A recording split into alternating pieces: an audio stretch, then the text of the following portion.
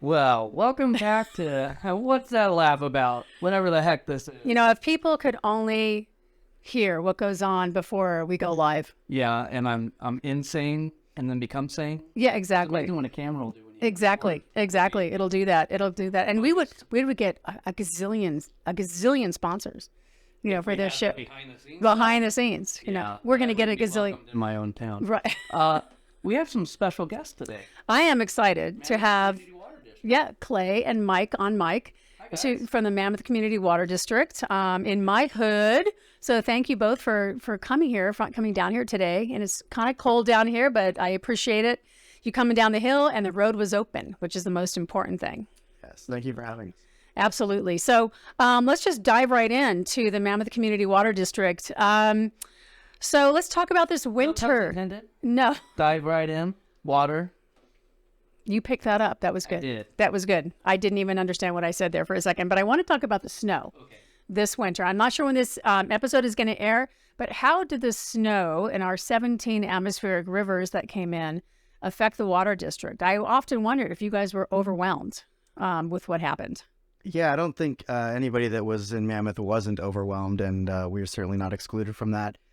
So there's been a lot of snow removal efforts. Obviously, everybody's trying to clear paths to gain access to facilities. We're obviously happy to have the surface water. That's really where we get our primary supply of water.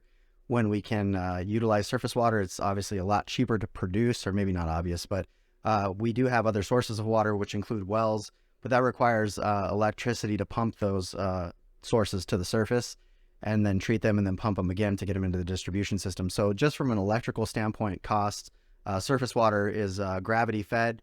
So we divert our surface water from Lake Mary out of Mammoth Creek, essentially, and that's all gravity going down into the community. So gravity works in our favor. It's far less intensive as far as costs to produce surface water. So from a snowpack perspective, having a good snowpack really does help us produce and meet the needs of the community with our water supply. So we're happy to have it. Where do you store your water? So good question. It's the surface water. Obviously, you gotta. It's the surface of Lake Mary. No, but they gotta treat it. So that is talk about water sources. We talk about groundwater. That's water that's under the surface. And then we have surface water sources, which are basically lakes, streams, rivers, things like that. In the case of Mammoth, we're dealing with diversion water or water rights or diversions off of Mammoth Creek, primarily coming from Lake Mary. So the storage really is the snowpack, because the amount of water that we're able to actually capture in Lake Mary is a very, very small amount of water, which is roughly 600 acre feet. So that's basically, if you had 600 acres, 1 foot deep, that's the amount of water. An acre foot is roughly 326,000 gallons of water. So not a lot of water being stored in in Lake Mary itself. But what we're really relying upon is that snowpack to melt, and then we can divert that water when we're meeting stream flows. So we have to maintain certain stream flows in the creek. Where do you divert it at?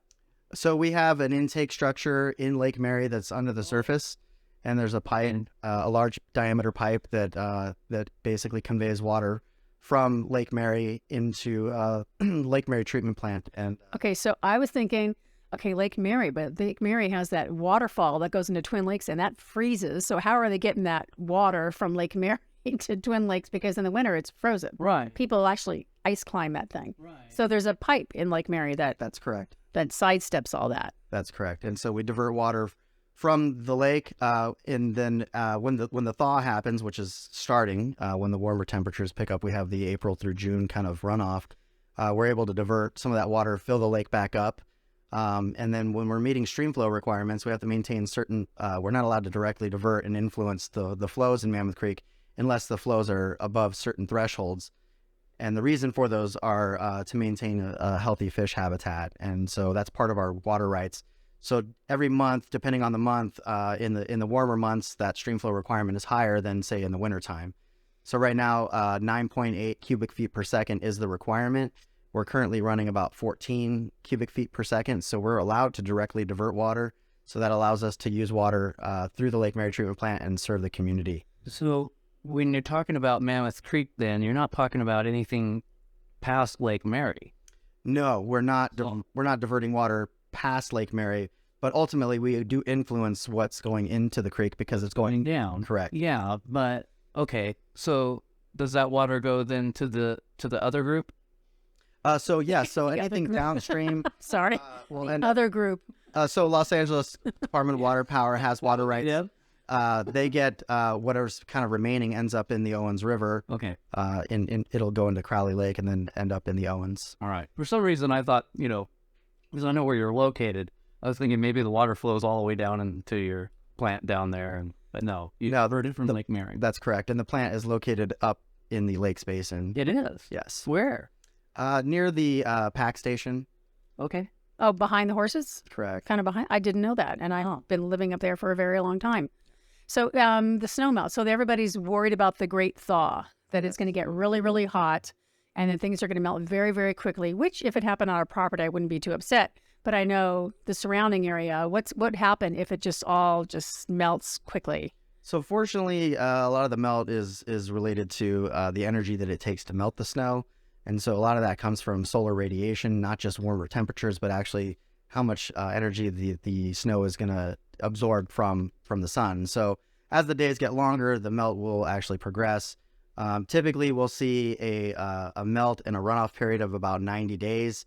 That'll run from sometime in mid-April through late into the summer. The peak of that flow can range. It's typically between the second week of May through the second week of June. In bigger years like this one, it'll happen much later. 2017 is a good kind of comparator. That was a massive winter as well. And the peak runoff didn't happen until the 22nd of June. And so we didn't actually we were storing water and filling the lake over a longer period of time to kind of help us mitigate any potential flooding around Lake Mary. But we really don't have much control over what happens beyond Lake Mary. Pretty much once it starts melting, it's going. So I had a friend that worked for Southern California Edison, and he said that the flow rate, you can really tell when it picks up is when it stops freezing overnight. Yes, so consecutive nights of no freezing. It's hard to get that. That's correct. Yeah. So what exactly is your job with the district, and what is your job, Mike, with the district? I'll let you start, Mike, since you haven't spoken yet. Yeah, so I am the Principal Administrative Analyst for the Regulatory Services Division. So a lot of my job entails basically meeting our regulatory requirements, doing annual reports, kind of fielding some of that work. And then I'm also involved in conservation efforts and just kind of public relations. So kind of getting word out there on ways to conserve water in the community, our rebate programs, and kind of all along those. Kind of like low flush toilets and things like that. Yeah. So we offer rebates for toilet replacements, clothes washers, dishwashers. If you're doing upgrades like that, you can fill out an application through the district. We offer $200 to $400 checks for rebates for appliances that are water and energy efficient. Do you recommend appliances for people to get that are water and energy efficient? Yeah, we do have a list.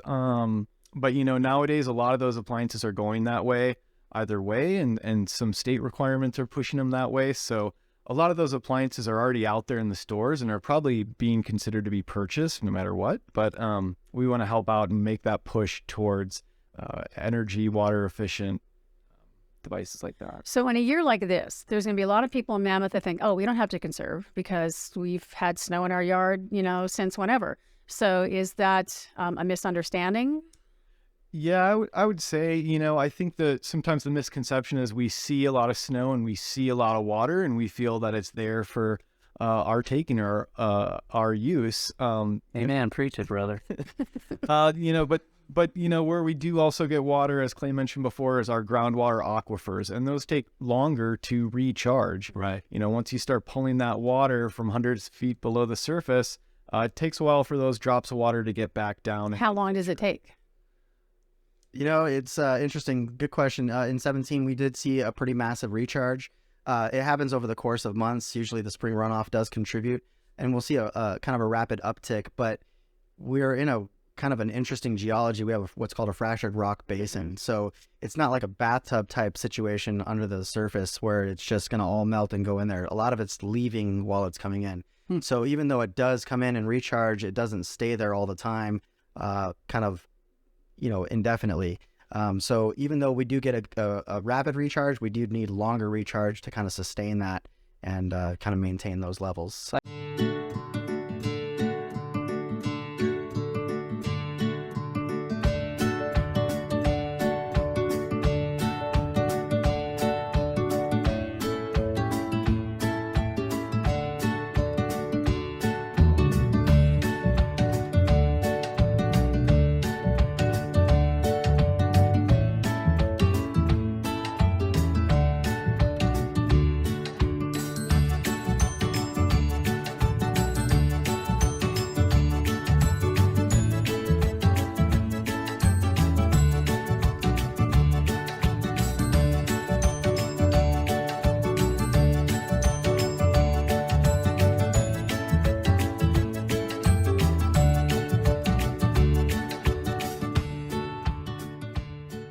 I saw in other parts of the state of California, they're implementing programs to recharge the groundwater this year. Are they doing that up there as well, like special flooding into different parts around?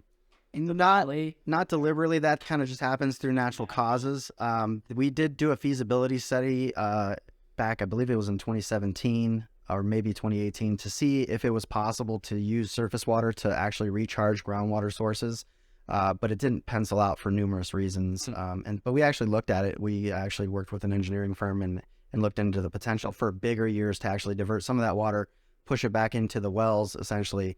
But it didn't really make a lot of sense. Is that because of the soil, the type of environment up there? Or? There was a number of factors. Part of the reason is we are in a fractured rock aquifer, like I mentioned, so it's putting it into a place where it's going to go away. Right. Doesn't necessarily make sense.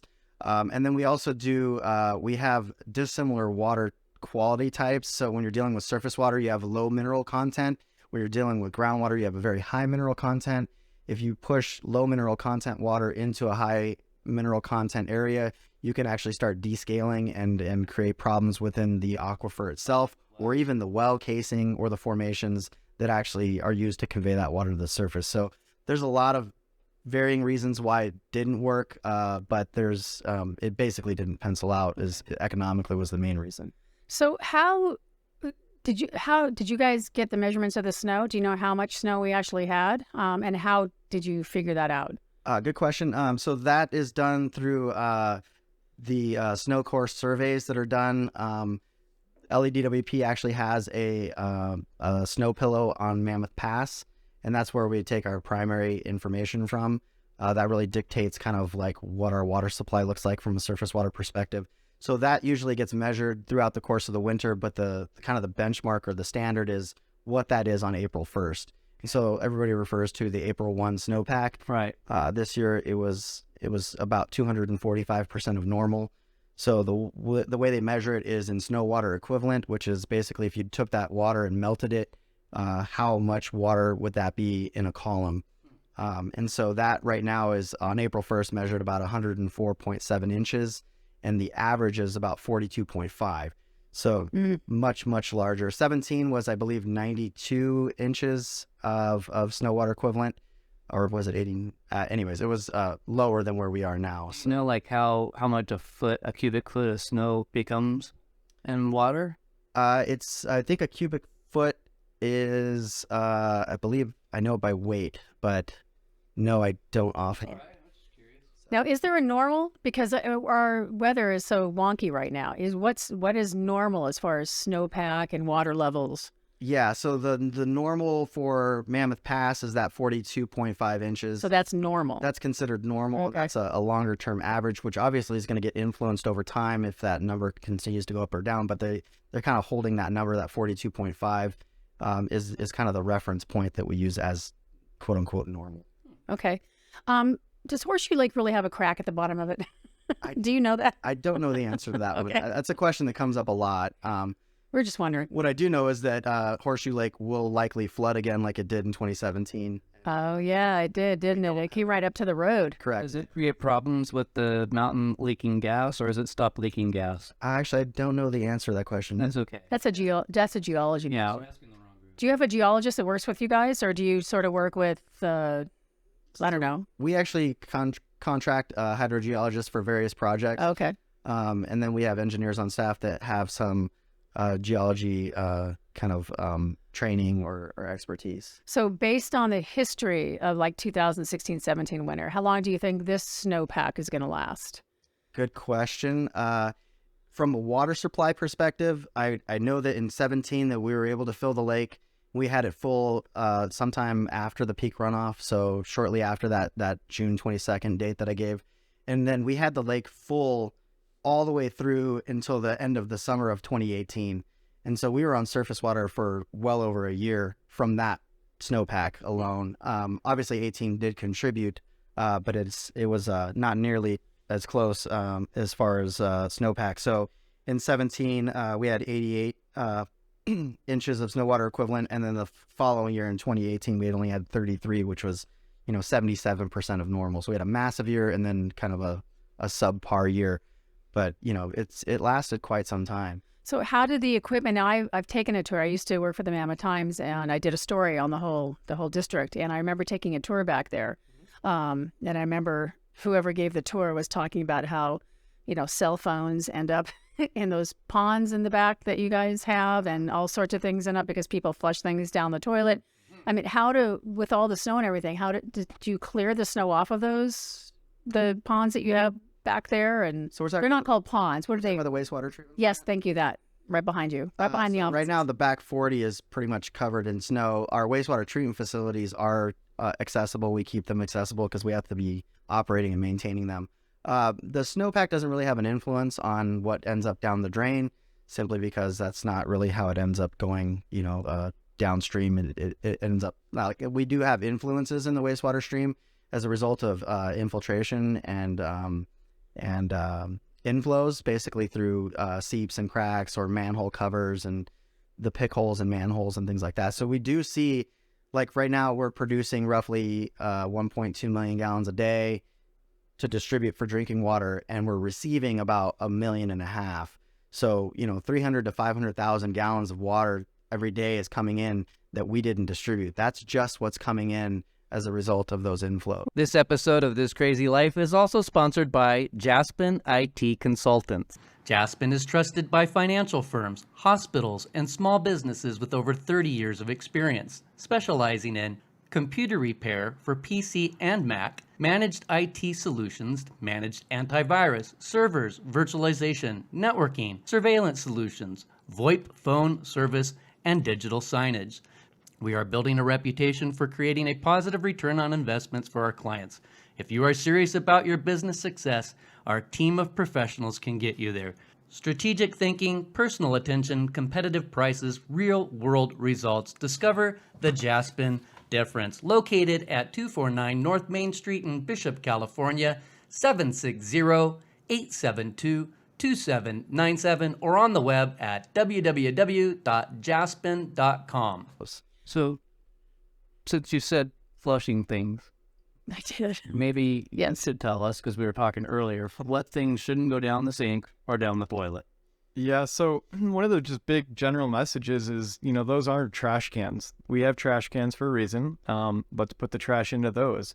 So some of the big things are grease, fats, oils, dairy products, salad dressings. Why dairy? Why? Some of I those, understand grease. Yeah. They solidify and become solid. yeah, and a dairy product will do something similar. It curdles. Don't you know curdling? Yeah, create some of those impasses and can stick to the walls of our systems and our pipes. So those can create blockages. So more or less, if it doesn't feel like water, doesn't smell like water or taste like water, put it in the trash.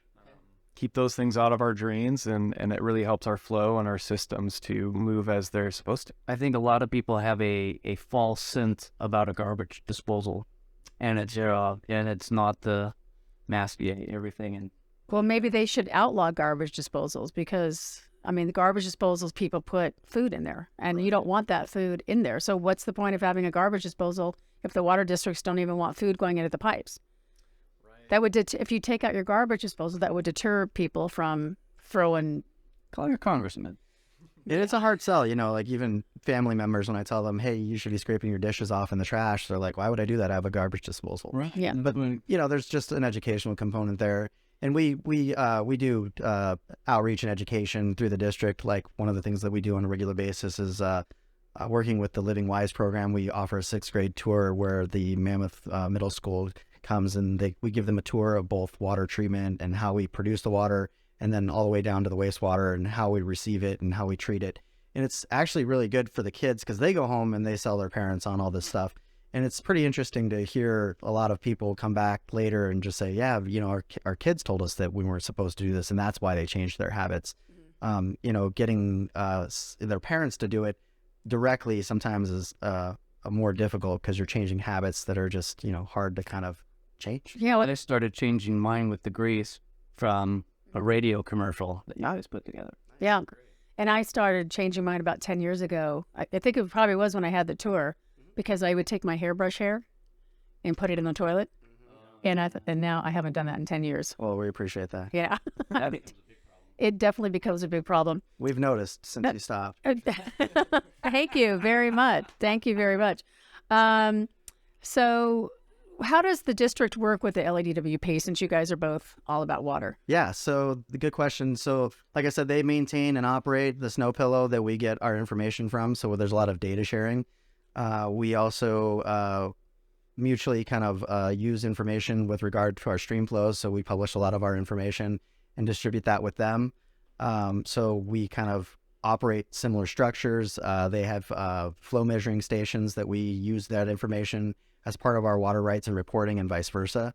So it's a collaborative effort of getting the information to each other so that we can, you know, operate our facilities accordingly. And so there's that huge pond east of Sherwin Road. And it's got a thing. It's got like a chimney of water coming out of it. And a lot of people go bird watching down there. Is that where the treated water goes? That's correct. That is Laurel Pond, and that is our outflow structure. That is where basically the termination of our wastewater treatment process ends up. And so there's no outflow from Laurel Pond. It's just a terminal, ephemeral pond, and our treated wastewater ends up there. So if people are hiking around there and forget their water and they're really parched, should they or should they not drink that water? Stay out of Laurel Pond. Do not drink out of Laurel Pond. Okay. It's a non-contact body of water, so you should not be swimming, should not be taking drinks or anything like that. Have you ever heard of people swimming in Laurel Pond and then getting sick? And do you have signs everywhere that says do not go in? There's posted signs, so people should be staying out of it. No, I've not heard of people swimming in Laurel Ponds because I think most people can read. Well, that's most people can read. That is really funny. So I have a question though. Jason, I can't wait for your movie to come out. That's just going to be the top of. So how did the two of you get involved in water district business? You want to go ahead? Sure. I'm fairly new here, so I studied urban and regional planning as a graduate student at the University of Wisconsin. And my interest was always really been how our built environments relate to the environment and how we can impact those to better the world around us. And so I then studied water resources management, knowing that freshwater management of water is going to be big and going into the future. So using those two different kind of degrees and studies, I looked for an area where natural resources and built environment were coming up right to each other. And I came out to the Eastern Sierra about 10 years ago to work for the town of Mammoth Lakes, found myself in different government entities until I came over to the water district, which was really deep down one of my interests for a really long time in working in this type of environment. I think, did I interview you for something? Because when I said your name, I went, Mike Draper. I don't remember Mike Draper at the district, but I remembered your name from. I've been around in the politics in the Eastern Sierra for a little bit since Cummings. Yeah, I probably interviewed you. Sorry if I did anything like, And what about, yeah, well, I mean, being a newspaper reporter is very difficult in small towns. So hence was why I'm not a newspaper reporter anymore. Yeah. Yeah. So how did you get yourself involved with the water? A very different path. I moved to Bishop in 2003. I came here. I was a photographer and just kind of looking to raise my family outside of the LA area. My children were young at the time, so it was a good opportunity to move. We moved up here, and the water district was hiring temporary workers for construction season. They do their construction. We do our construction during the summer months for obvious reasons, because you can't really dig when there's snow and ice on the ground. And I kind of just did a leap of faith and said, hey, I need a gig, and applied for a position doing construction and basically putting in new water laterals and water mains. And I was extremely green. I didn't know anything about it, and but just worked really hard and kind of just figured things out and made my way, asked a million questions. And then I got hired on full-time in 2004 in the line maintenance field, doing leak repair and TV inspection of sewers. And I worked in maintenance for about 2 years before I made the transfer into operations. And so I've been doing operations of water and wastewater treatment at various levels since about 2006. And then about 2016, I basically promoted into management. And so now I'm the superintendent of operations. And so how would locals know, like if they're water pipes that go from the house to the line on the street to wherever it goes to, how would they know if it's cracked or leaking or anything like that? Are we talking about drinking water or wastewater? Both. So good question. A lot of times on the surface water side, if it's a leak between their meter and their house, we actually have advanced metering infrastructure where we can actually do leak detection just by seeing what their meter is doing. And we actually we have programs that basically let us know and flag, hey, there's a leak, and then we'll notify the customer that, hey, you have a leak on your property. Or if like the bill we get is twice as high as it normally is. Generally speaking, we can catch it before that happens. And that's one of the benefits of having this advanced metering infrastructure is the ability to kind of flag those things. We can even see things like a leaky toilet, or a more, pronounced leak that's. Does the district have an outreach program that if a toilet stops working, somebody will come out for free and fix it? So that's really on the customer side. So no, we will let them know if they do have an issue with a leak. We can let them know that they need to investigate, or if they need their water shut off, we're happy to come out and do that to help facilitate. Well, I'm going to have to fix our toilet because it doesn't flush all the time. So No, I'm on YouTube going, okay, toilet not flushing right. And then it gives you all these things that you can try to fix to do it. And I asked my husband, he goes, well, you do it. So I'm doing it. Yeah, I'm going to learn all about the innards of our toilet. we got a minute left. We've got a minute left. Wow. So anything else you want the world to know about the Mammoth Community Water District? Just that, we've managed to maintain our operations through all of this. It has been impactful with regard to the snowfall that we've had this year. We're grateful to have the water supply, but we take a lot of pride in maintaining our service, and we're happy to accommodate our customers where we can. Yeah, thank you for not shutting down and freezing the water out. Really appreciate it very much. I didn't even get to ask you about the relationship with Ormat and the geothermal stuff. That might have to be another thing because I know that there's history there with the geothermal pulling the stuff out and putting the stuff back in and how it relates to the Mammoth Community Water District. So that might have to be for another time. He's looking at me like, don't ask me that question. We're working collaboratively and we're monitoring together. So okay. It's good. Good answer. Awesome. All right, Jason. Well, thanks for being a part of whatever the heck this is. Yes. And I'm Stacey Powells. And these are our guests from Mammoth Community Water District. Thank you so much. Thank you so much. Thank you.